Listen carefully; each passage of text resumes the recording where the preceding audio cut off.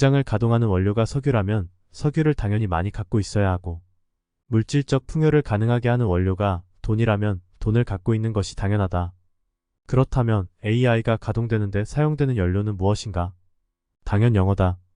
영어는 온라인상에서 사용하는 전체 언어 중 1위로 60%의 비율을 갖고 있다. 다시 말하면 2위 러시아어는 기껏 해봐야 8%다. 영어가 과반수를 넘었다는 것은 2위부터 지구상 존재하는 모든 언어를 다 합쳐도 영어보다 콘텐츠가 적다는 것을 의미한다. 그렇다면 동영상 콘텐츠의 경우는 어떨까? 동영상 콘텐츠도 크게 다르지 않다. 영상으로 제작되는 모든 언어여서 영어가 차지하는 비율은 55%다. 2위인 스페인어가 5.5% 내외다. AI가 동시통역을 해주는 시대가 되면, 혹은 번역이 빠르고 깔끔하게 되는 시대가 오면 달라질까? 그렇지 않다. 한국 넷플릭스 이용자 대부분은 영화의 더빙 버전이 있음에도 원어를 선택하는 경향이 있다. 이유는 시청자들이 종종 원어의 느낌을 더 살리고자 자막을 선호하기 때문이다. 원작의 음성과 분위기를 그대로 유지하면서 더빙이나 통역을 한다는 것은 거의 불가능하다. 실제로 오징어 게임이 넷플릭스에서 유행하는 동안 다수의 외국인들은 더빙이 아니라 자막을 선택했다. 자막을 잘 읽지 않는 영어 사용자들에게는 꽤 의미 있는 변화다. 실제 해당 영상을 더빙본으로 시청했을 때 언어가 주는 느낌이 완전하게 전달되지는 못했다. 실시간 AI 번역기와 통역기가 개발되어도 영어가 중요한 이유는 더 있다. 바로 기초 체력 향상이다. 시속 300km를 달리는 자동차가 개발됐다고 하더라도 헬스장에는 운동을 하는 사람들이 수두룩하다. 그들 중 일부는 고급 승용차를 타고 오는 경우 많다. 헬스와 피트니스 산업에 대한 통계를 제공하는 주요 기관 중 하나인 IHRSA는 헬스장을 이용하는 사람 중 고소득층이 많은 편이며, 이들의 연간소득이 75영불 이상인 사람들이 전체 헬스장 회원의 43%를 차지하고 있었다. 특히 연소득 150영불 이상인 회원들이 가장 헬스장을 자주 방문하며, 이들은 연간 100회 이상의 헬스장을 이용하는 경향이 있었다. 이들은 성능 좋은 자동차를 소유하고 있으며 내근직 업무를 하는 일이 많음에도 불구하고 끊임없이 운동을 통해 자기 개발을 했다. 다시 말하면 AI가 동시통역을 해주는 세상이 온다고 하더라도 가장 중요한 것은 기초 체력이다. 앞으로 영어의 입지는 어떻게 될까? 단연코 장담할 수 있는 것은 압도적 지위를 견고히 할 것이다. 이유는 이렇다. 30년 전만 하더라도 우리는 어떤 미국인이 점심시간에 무엇을 먹었는지 실시간으로 확인할 수 없었다. 그러나 지금은 어떤가? 지금은 SNS를 통해 엄청나게 많은 소통이 일어나고 있다. 이 소통의 비중을 생각해보자.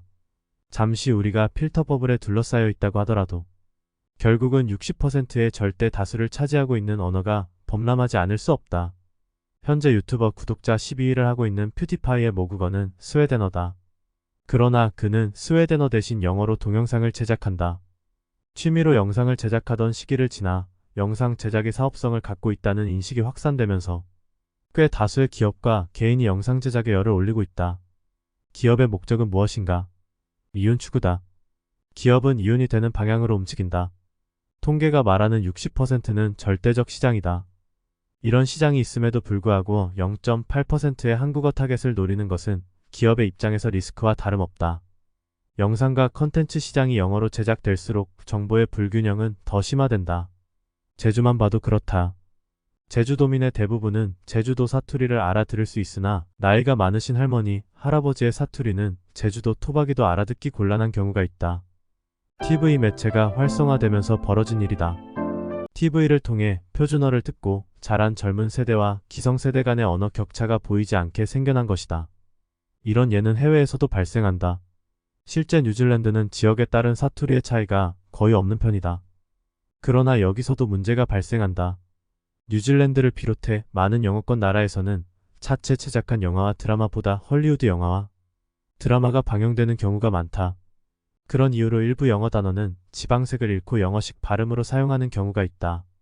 뉴질랜드 영어는 전통적으로 비음운성 방언이다. 단어 끝이나 자음 앞에 있는 아발음을 하지 않는다. 그러나 미국 미디어의 영향으로 젊은 뉴질랜드인들은 아소리를 명확하게 발음하는 경우가 있다. 발음뿐만 아니라 어휘 자체에서도 영향을 받는다. 가령 비스컷 대신 쿠키라는 미국식 어휘를 사용하거나 러비시 대신에 트래시라는 어휘도 종종 사용된다.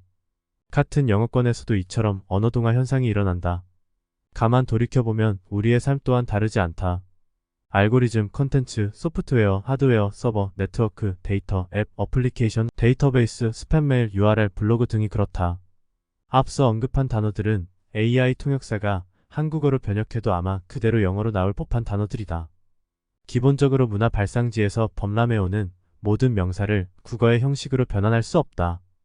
변환한다고 하더라도 그것은 언어의 경제성에 의해 사라질 것이 뻔하다.